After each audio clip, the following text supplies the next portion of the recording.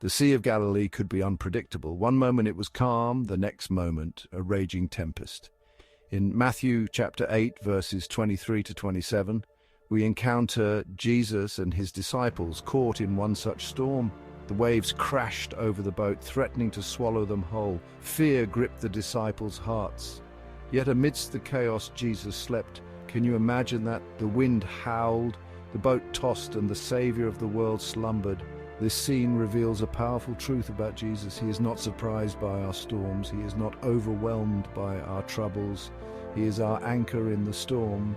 The disciples, terrified, woke Jesus, crying out, "Lord, save us, we are going to drown." Their fear was understandable. They were facing a life or death situation. Their cry for help was a desperate plea to the one they believed could save them.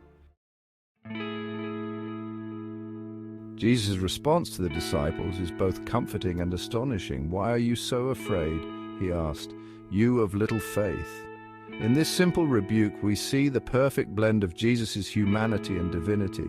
He felt compassion for their fear, a very human emotion, yet he also questioned their lack of faith, reminding them of his divine power. Jesus, fully God and fully man, understood their plight. He knew the terror that gripped their hearts, but he also knew the power he possessed to calm the storm. He was, after all, the creator of the wind and the waves. This story reminds us that Jesus is not distant or detached from our struggles. He knows our fears, our anxieties, and our pain. And because he is both God and man, he is uniquely equipped to help us through our storms. Life, like the Sea of Galilee, is full of storms. They come in different forms: sickness, loss, financial hardship, relationship problems. They are an inevitable part of our human experience, and just like the disciples, we can find ourselves overwhelmed by fear and uncertainty. But Jesus' message to us is clear. Take courage, it is I. Don't be afraid. Faith, not fear, is the appropriate response to life's storms. Faith doesn't mean ignoring the problem or pretending it doesn't exist. Faith means holding on to the truth that Jesus is with us in the midst of it. Storms may rage around us, but we don't have to face them alone. We have a Savior who is always with us, ready to calm the turbulent waters of our lives.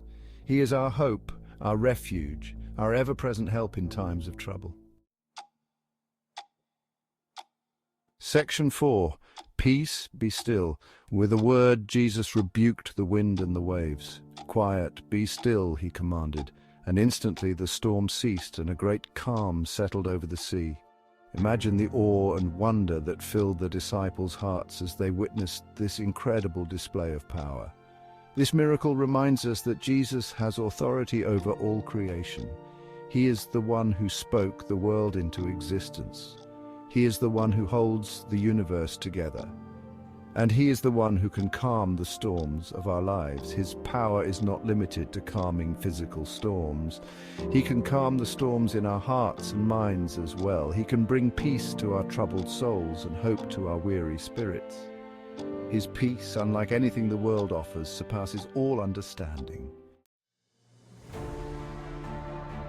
Section 5. Recognizing his power. The disciples were astonished. "What kind of man is this?" they asked each other. "Even the winds and the waves obey him." Their question reveals a pivotal truth. Recognizing Jesus' power requires more than just witnessing miracles. It demands a heart that acknowledges his authority and trusts in his goodness.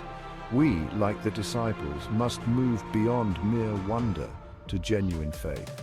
We must recognize that Jesus is not just a good man or a wise teacher. He is the Son of God, the one who holds all power in his hands. This recognition transforms our fear into faith, our anxiety into peace, and our despair into hope.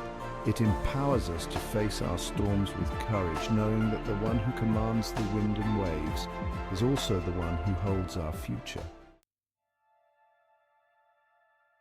Section 6. Trusting in the midst of the storm.